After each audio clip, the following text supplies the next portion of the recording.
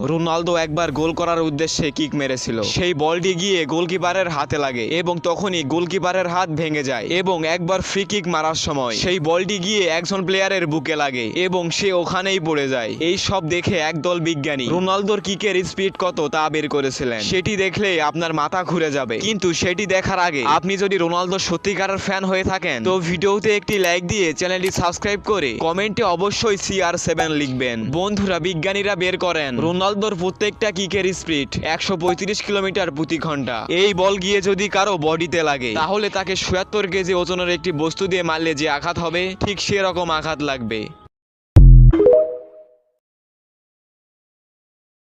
Ronaldo একবার গোল করার উদ্দেশ্যে কিক মেরেছিল। সেই বলটি গিয়ে গোলকিপারের হাতে লাগে এবং তখনই গোলকিপারের হাত ভেঙে যায় এবং একবার ফ্রি কিক মারার সময় সেই বলটি গিয়ে একজন প্লেয়ারের বুকে লাগে এবং সে ওখানেই পড়ে যায়। এই সব দেখে একদল বিজ্ঞানী রোনালদোর কিকের স্পিড কত তা বের করেছিলেন। সেটি দেখলে আপনার মাথা ঘুরে যাবে, কিন্তু সেটি দেখার আগে আপনি যদি রোনালদোর সত্যিকারের ফ্যান হয়ে থাকেন তো ভিডিওতে একটি লাইক দিয়ে চ্যানেলটি সাবস্ক্রাইব করে কমেন্টে অবশ্যই CR7 লিখবেন। বন্ধুরা, বিজ্ঞানীরা বের করেন রোনালদোর প্রত্যেকটা কিকের স্পিড 135 কিলোমিটার প্রতি ঘন্টা। এই বল গিয়ে যদি কারো বডিতে লাগে তাহলে তাকে 76 কেজি ওজনের একটি বস্তু দিয়ে